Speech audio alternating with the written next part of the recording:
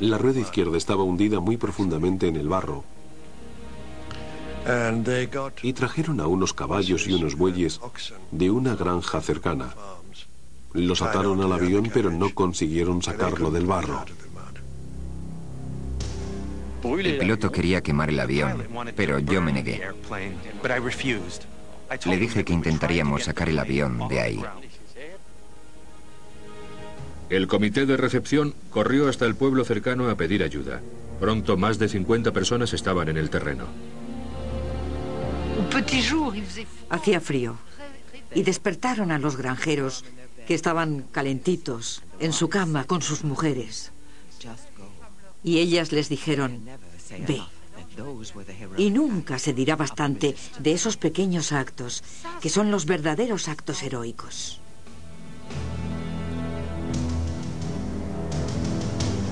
Finalmente, tras 3 horas de esfuerzos, el avión despegó rumbo a la libertad.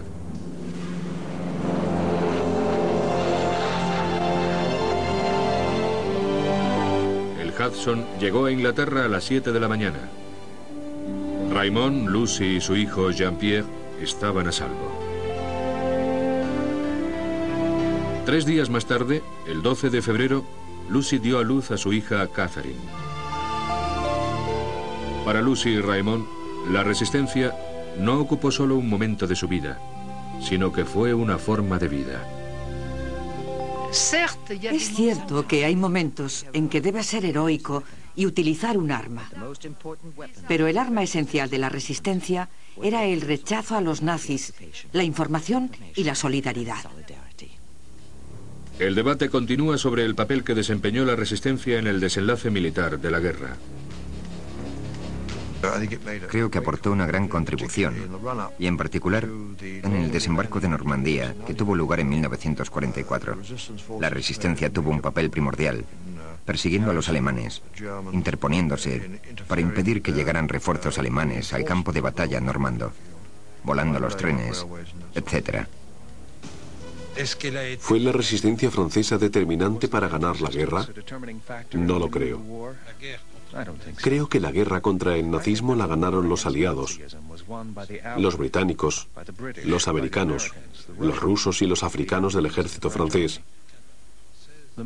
La mayor contribución de la resistencia francesa fue la de mantener el honor de nuestro país y de su pueblo.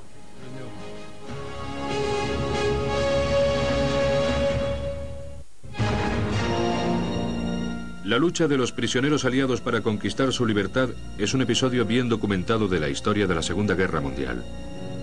Pero, ¿qué hay de los soldados vencidos de las fuerzas del eje? Miles de prisioneros alemanes, italianos, japoneses e incluso finlandeses fueron capturados durante la guerra y su historia forma un capítulo poco conocido de los acontecimientos críticos del gran conflicto. Su pérdida de libertad no era menos devastadora que la de cualquier otro prisionero de guerra.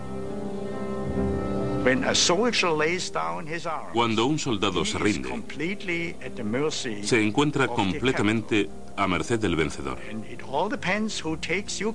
Todo depende del que lo ha capturado.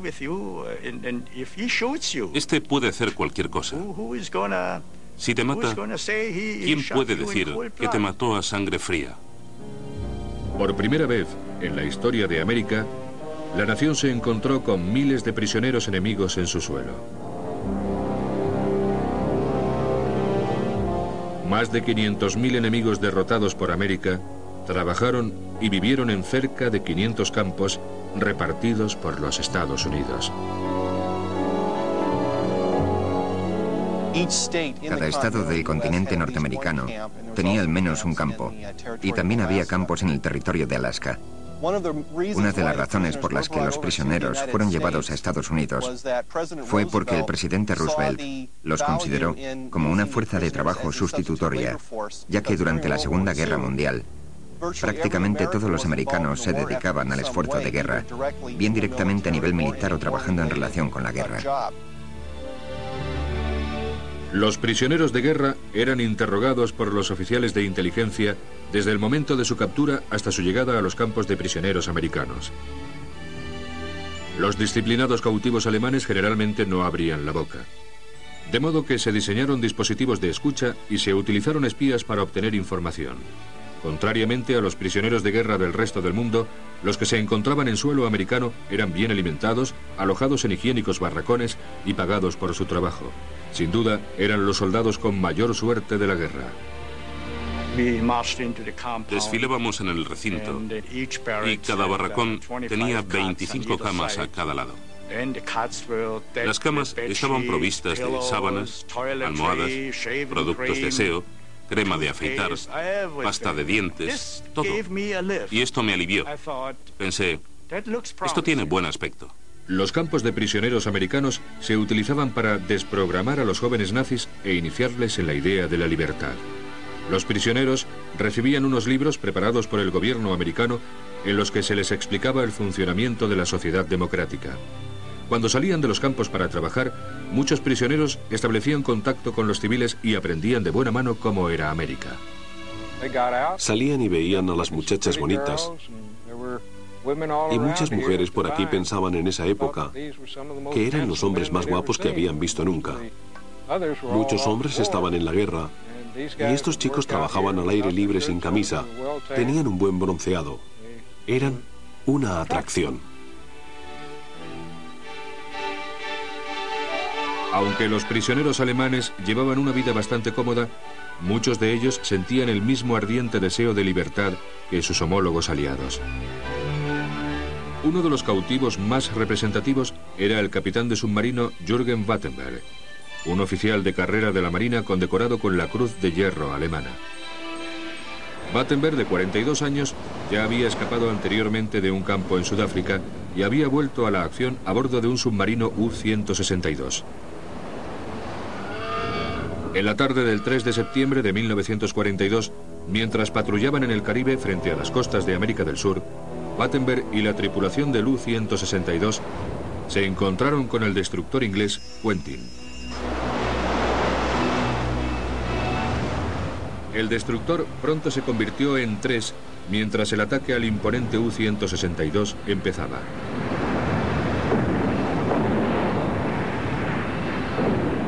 Tras recibir unos impactos de cargas de profundidad, el submarino se sumergió a 200 metros, donde empezó a llenarse de agua.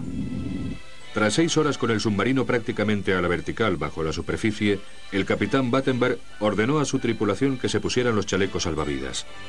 El submarino no podía mantenerse por más tiempo y los alemanes tuvieron que emerger. Battenberg y su tripulación se alejaron a nado del submarino, que se hundió llevándose a 2 de sus compañeros. La tripulación de los destructores esperaba poder salvar al submarino.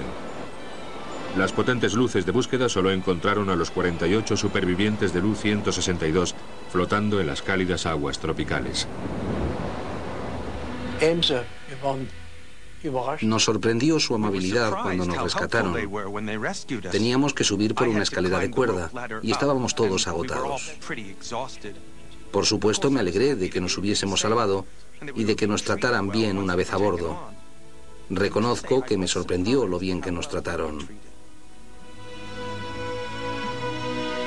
Trasladada e interrogada primero en la isla de la Trinidad, la tripulación del U-162 fue luego transferida a varios campos de prisioneros de Estados Unidos. Ahora prisionero por segunda vez, el capitán Battenberg se empezó a obsesionar con la idea de evadirse. Al igual que los prisioneros de guerra aliados, todo prisionero alemán, según la Convención de Ginebra, tenía el deber de intentar escapar de los campos americanos. Reconociendo que la evasión era parte del juego, las autoridades norteamericanas raramente castigaban a los fugitivos alemanes y no hacían mucho por incrementar las medidas de seguridad de los campos. Los prisioneros de guerra alemanes eran fáciles de recapturar, no habiendo muchos sitios para ellos a donde ir. Si lo mirabas de manera realista, no había ninguna posibilidad de salir de los Estados Unidos, ni a Norteamérica ni a Sudamérica. Así que yo nunca tuve deseos de fugarme. A pesar de la improbabilidad de volver a su hogar, muchos de los hombres hechos prisioneros en los campos de Estados Unidos tenían simplemente que escapar. El capitán Battenberg era uno de esos hombres. Tras intentar fugarse de varios campos, Battenberg fue transferido al campo de Papago Park en las afueras de Phoenix, Arizona. El capitán se encontró en Pápago con los miembros de la tripulación del U-162, Walter Crosser y Johann Kremer, dos hombres que se habían forjado una reputación como fugitivos. Poco después de haberse encontrado en el campo, los miembros del submarino decidieron que cavar un túnel era la mejor solución para escapar de esta nueva prisión en medio del desierto de Arizona. Eligiendo un sitio fuera del campo de visión de los centinelas de las torres, los alemanes cavaron hasta 1,80 m de profundidad en la roca dura y trabajaron en su túnel hacia la libertad. Un cable eléctrico conectado a los baños les proporcionaba la luz. Construyeron una carretera para transportar los escombros. Su media de excavación era de 90 centímetros por noche, pero cuando se topaban con la roca dura solo era de algunos centímetros. Para esconder muchos de los escombros que sacaban del túnel, los alemanes pidieron permiso para construir una especie de campo de voleibol en su recinto, una versión alemana del voleibol. Así que pudieron disimular muchos de estos escombros al construir este campo de deporte, porque afortunadamente para los alemanes el color de la tierra del subsuelo era del mismo color que la tierra en la superficie, de modo que mucha de la tierra que extrajeron fue acumulada en este campo de voleibol y también en sus jardines y en los desagües de los servicios.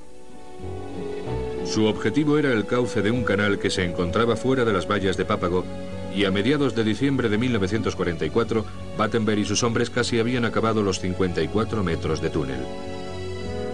Su plan era ahora dar a los americanos una sorpresa navideña que nunca olvidarían.